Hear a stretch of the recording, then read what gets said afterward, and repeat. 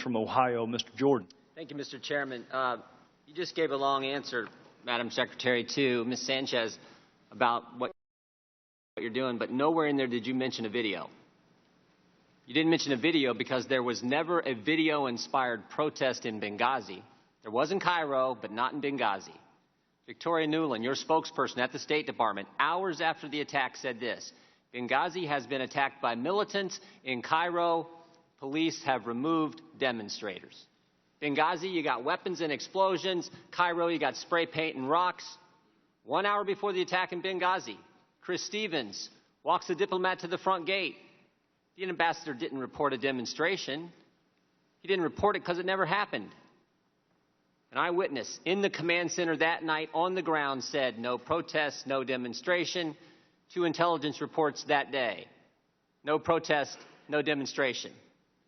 The attack starts at 3:42 Eastern Time, ends at approximately 11:40 p.m. that night. At 4:06, an ops alert goes out across the State Department. It says this: mission under attack, armed men, shots fired, explosions heard. No mention of a video, no mention of a protest, no mention of a demonstration. But the best evidence is Greg Hicks, the number 2 guy in Libya, the guy who worked side by side with Ambassador Stevens. He was asked if there had been a protest, would the ambassador have reported it? Mr. Hicks' response: absolutely. For there to have been a demonstration on Chris Stevens' front door and him not to have reported it is unbelievable, Mr. Hicks said. He said, secondly, if it had been reported, he would have been out the back door within minutes, and there was a back gate. Everything points to a terrorist attack. We just heard from Mr. Pompeo about the long history of terrorist incidents, terrorist violence in the country. And yet 5 days later, Susan Rice goes on 5 TV shows, and she says this: Benghazi was a spontaneous reaction as a consequence of a video. A statement we all know is false. But don't take my word for it. Here's what others have said. Rice was off the reservation on 5 networks. White House worried about the politics. Republicans didn't make those statements. They were made by the people who work for you in the Near Eastern Affairs Bureau, the actual experts on Libya in the State Department. So, if there's no evidence for a video-inspired protest, then where'd the false narrative start? It started with you, Madam Secretary.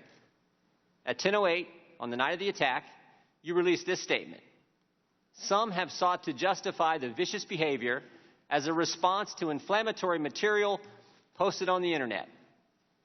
At 10:08, with no evidence, at 10:08 before the attack is over, at 10:08, when Tyrone Woods and Glenn Doherty are still on the roof of the annex fighting for their lives, the official statement of the State Department blames a video.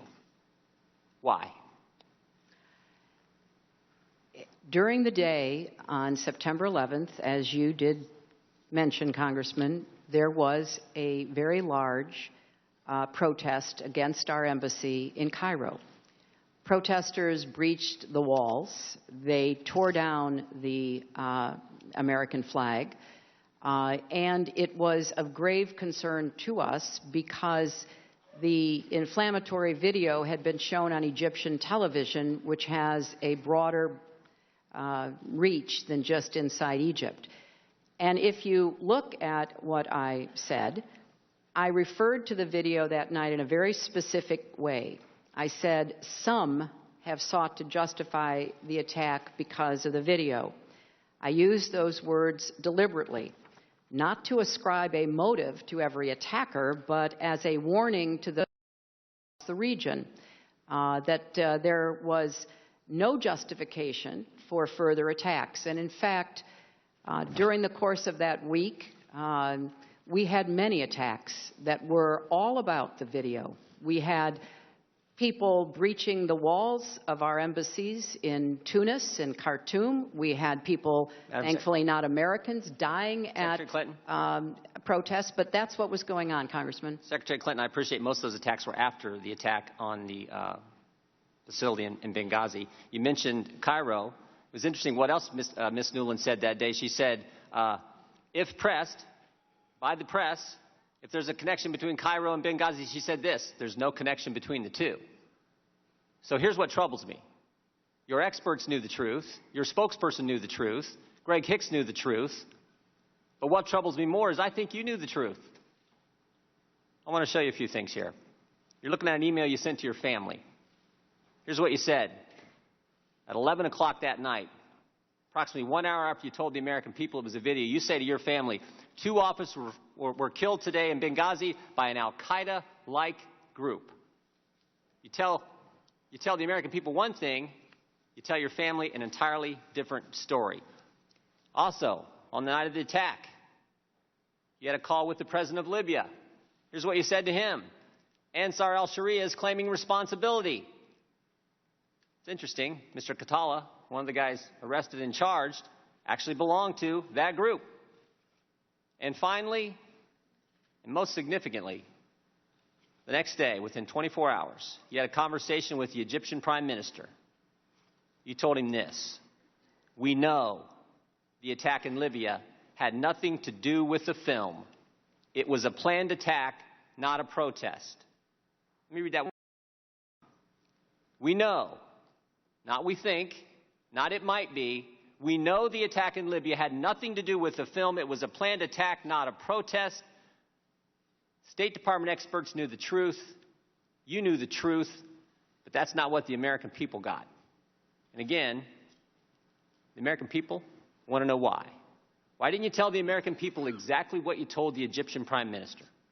Well, I think if you look at the statement that I made, I clearly said that it was an attack, and I also said that there were some who tried to justify it on the basis of the video, Congressman. And I think but real quick, calling it an attack is like saying the sky's blue. Of course, it was an attack. Well, we want to know the truth. The statement you sent out was a statement on Benghazi, and you say vicious behavior as a response to inflammatory material on the internet. If that's not pointing as the motive of being a video, I don't know what is. And that's certainly how the American people saw it. Well, Congressman, there was a lot of conflicting information that we were trying to make sense of. The situation was very fluid. It was fast moving. There was also a claim of responsibility by Ansar al-Sharia. And when I talked to the Egyptian Prime Minister, I said that this was a claim of responsibility by Ansar al-Sharia, by a group that was affiliated, or at least wanted to be affiliated with al-Qaeda.